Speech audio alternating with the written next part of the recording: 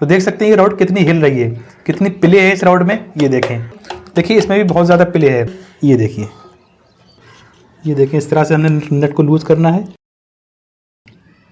ये देखें, ये देखिए इस तरह से शटल आगे पीछे होने लगा है। दोस्तों, अगर आपकी सिलाई मशीन भी बहुत ज़्यादा आवाज़ कर रही है, यानी कि बहुत ज़्यादा साउंड कर रही है, तो ये वीडियो आपके लिए है। क्योंकि आज के वीडियो में मैंने आपको बताया है, अगर आपकी सिलाई मशीन बहुत ज़्यादा आवाज़ करती है, साउंड करती है, तो आप इसे कुछ ही मिनटों में घर बैठे और बहुत ही आसानी के साथ कैसे सही कर सकते हैं। अगर आपकी सिलाई मशीन बहुत ज़्यादा आवाज़ करती है तो इसकी कई वजह हो सकती है, कई कारण हो सकते हैं। जैसा कि देख सकते हैं, ये जो रॉड होती है ना, तो अगर आप इस रॉड को इस तरह से पकड़ कर देखेंगे तो देख सकते हैं ये रॉड कितनी हिल रही है, कितनी प्ले है इस रॉड में। ये देखें, उसके बाद अगर हम दूसरी रॉड पकड़ेंगे, ये वाली रॉड, देखिए इसमें भी बहुत ज़्यादा प्ले है। यहाँ से देखेंगे, ये देखिए कितनी प्ले है, ये देखें। फिर उसके बाद अगर आप यहाँ पर चेक करेंगे, ये जो चिमटा होता है ना, तो देखिए इस तरह से ये भी इस तरह से हिल रहा है।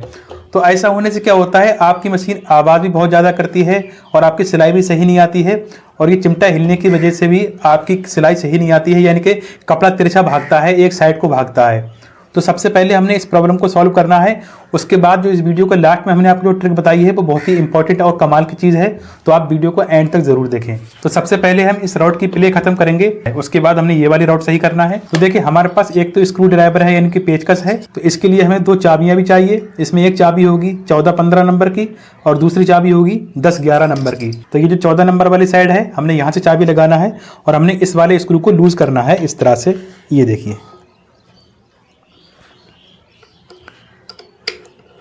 इस तरह से लूज करने के बाद अब देखिए जो ये वाला स्क्रू लूज हो चुका है। उसके बाद हमने क्या करना है, ये देखिए हमने यहाँ पर पेचकस लगाना है।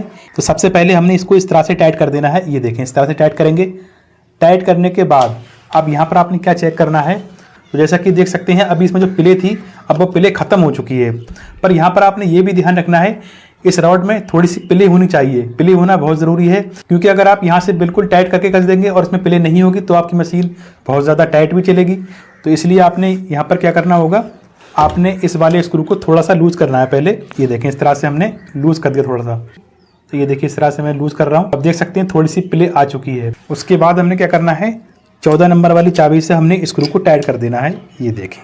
तो वीडियो में आगे बढ़ते हैं, उससे पहले आप वीडियो को लाइक करके शेयर भी कर दीजिए। अगर आप हमारे चैनल पर पहली बार आए हैं तो सब्सक्राइब भी कर लीजिए। उसके बाद अब बात करते हैं इस वाली रॉड की। यहाँ ये जो प्ले है ना, इसको कैसे ख़त्म करना है। हमने इस वाले स्क्रू को भी लूज़ करना है इस तरह से। ये देखें, इस तरह से हमने लूज़ करना है। ये देखें, अब ये लूज़ हो चुका है ना। उसके बाद अब देखिए यहाँ पर ये बहुत ज़्यादा प्ले है ना, पर पेचकस लेना है और पहले की तरह हमने यहाँ भी इस तरह से लगा देना है। क्यों, अब हमने यहाँ से इस नट को थोड़ा घुमाना है पेचकस से। इस तरह से घुमाएंगे ना, ये देखिए इस तरह से थोड़ा बाहर करेंगे और इस तरह से घुमाएंगे। ये देखिए अभी थोड़ी प्ले है इसमें। ये देखिए अभी थोड़ी प्ले और है। ये देखें, अब यहाँ पर ये प्ले बिल्कुल ख़त्म हो चुकी है। ये देखें, सरिया में थोड़ी सी प्ले होना बहुत ज़रूरी है, बिल्कुल थोड़ी सी प्ले होना चाहिए। इस तरह से अगर आप ध्यान से देखेंगे तो यहाँ पर थोड़ी सी प्ले है। हमने चाबी लगाना है यहाँ पर और इस तरह से हमने। तो अभी जो कुछ देर पहले ये वाली रॉड बहुत ज़्यादा हिल रही थी, बहुत ज़्यादा प्ले थी, तो अब देखिए इनमें प्ले बिल्कुल ख़त्म हो चुकी है और ये बिल्कुल टाइट हो चुकी हैं। तो जिस तरह के नट यहाँ पर दिए गए हैं, तो उसी तरह का नट यहाँ भी दिया गया है, पर यहाँ पर छोटा नट है। तो यहाँ पर आपने देखना है, अगर आपका चिमटा हिल रहा है तो आपने यहाँ से ये वाला नट खोलना है, पर ध्यान रखना है 10-11 की चाबी लगेगी यहाँ पर। और यहाँ पर ये नट खोलने के बाद आपने क्या करना है, पेचकस लगाना है और यहाँ से भी टाइट कर देना है।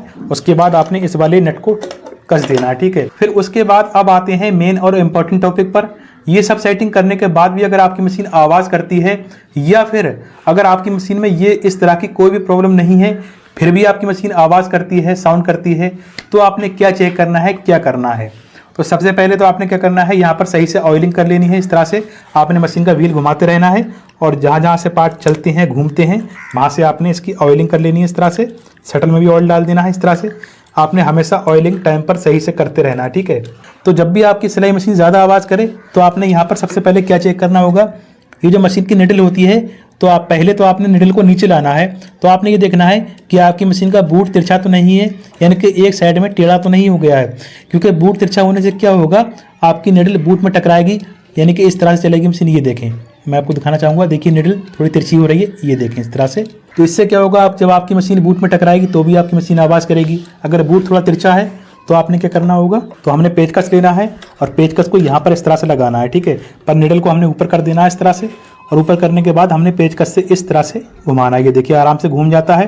तो देखिए अगर इधर को तिरछा हो गया है तो आपने यहाँ पर पेचकस लगाना है और इस तरह से लेकर आना है। इधर को ज़्यादा तिरछा हो गया है तो आपने इधर को कर देना है इस तरह से। ये देखें, तो यहाँ पर आपने देखना है निडल प्लेट का ये जो होल होता है, तो ये होल इस बूट के बीच सेंटर में होना चाहिए, यानी कि बीच में होना चाहिए। तो देखिए प्रेशर फूड की सेटिंग करने के बाद भी अगर आपकी मशीन आवाज़ करती है तो आपने क्या करना होगा, तो आपने ये वाला स्क्रू खोल देना है इस तरह से। ये देखें, ये वाला स्क्रू खोलने के बाद ये बराबर वाला स्क्रू भी खोल देना है। उसके बाद हमने प्रेशर फूड भी खोल देना है इस तरह से। फिर उसके बाद हमने निडल वाली प्लेट लेना है, जो प्लेट यहाँ पर लगी होती है। तो हमने क्या करना है, इस प्लेट को इस तरह से उल्टा करना है। उल्टा करने के बाद आपने इस तरह से रखना है। तो आपने इसको किसी फर्श पर रखना है या किसी पत्थर पर रखेंगे, पर आपने यहाँ पर मशीन पर इस तरह से नहीं रखना है, क्योंकि हमने इसके ऊपर हथौड़ी मारना है। अगर आप मशीन पर रखेंगे तो आपकी मशीन को नुकसान पहुँच सकता है।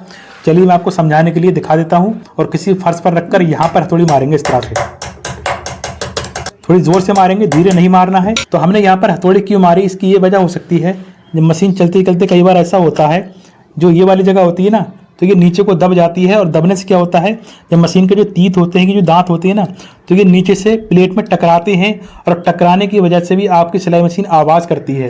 तो जब आप इस तरह से हथौड़ी मारेंगे तो ये प्लेन हो जाएगी और ये दांतों में नहीं टकराएगी और आपकी मशीन ज़्यादा आवाज़ भी नहीं करेगी। उसके बाद अब आते हैं सबसे मेन और इम्पॉर्टेंट टॉपिक पर।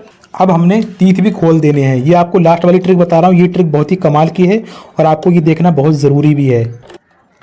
ये देखें, अब यहाँ पर मैं आपको दिखाना चाहूँगा, यहाँ पर आप ध्यान से देखें।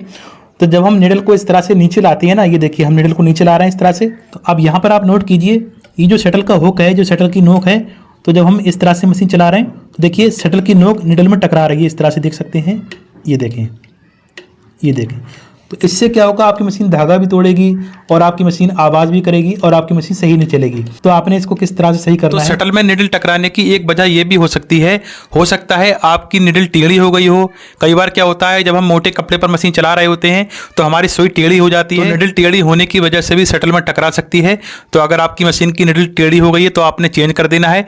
अगर आपकी निडल यानी सुई सही है, टेढ़ी नहीं है, तो आपने क्या करना है, तो यहाँ पर आप देख सकते हैं शटल में 3 स्क्रू दिए गए हैं। तो पहले तो हमने इन स्क्रू को लूज कर लेना है, इस तरह से पेचकस लगाएंगे और देखिए हमने यहाँ पर लूज कर दिया। दूसरा स्क्रू लूज करेंगे, फिर तीसरा वाला लूज करेंगे। अब देखिए यहाँ पर, ये देखिए इस तरह से शटल आगे पीछे होने लगा है। अगर मैं पीछे ले गया तो यहाँ निडल और सुई के बीच में गैप बच चुका है, तो यहाँ पर गैप भी नहीं होना चाहिए। अगर मैं इस तरह से आगे लाऊंगा तो देखिए निडल में टकराने लगी है। अब जहाँ पर आपके शटल की नोक निडल में नहीं टकरा रही है, वहीं पर आपने रोक देना है। अगर आप इस तरह से बैक करेंगे तो यहाँ पर बीच में गैप हो जाएगा, तो आपकी मशीन टॉप करेगी। यानी कि शटल की नोक निडल में टकराना भी नहीं चाहिए और हटकर भी नहीं चलना चाहिए। इस तरह से हमने पास ले आना है और उसके बाद हमने एक स्क्रू को टाइट कर देना है इस तरह से। ये देखें, तो अब यहाँ पर आप ध्यान से देखें, देखिए मैं इस तरह से निडल को नीचे लेकर आ रहा हूँ और देखिए ये आई शटल की नोक। अब देखें यहाँ पर बिल्कुल भी नहीं टकरा रही है और निडल से बिल्कुल मिलकर चल रही है, ये देखें, और हटकर भी नहीं चल रही है। तो अब यहाँ पर आप देखिए इस तरह से देख सकते हैं आप। ये देखें, अब देखिए मैं यहाँ पर धीरे चलाऊंगा। ये देखिए यहाँ पर शटल की टाइमिंग सही मिल चुकी है, इस तरह से आप देख सकते हैं। अब हमने दोबारा से बाकी वाले दोनों पेज स्क्रू को टाइट कर देना है। उसके बाद हमने दोबारा से ये वाले पार्ट लगा देने हैं। तो ये सारी सेटिंग करने के बाद जब आप मशीन चलाएंगे तो आपकी मशीन बिल्कुल भी आवाज़ नहीं करेगी, जैसा कि आप देख सकते हैं।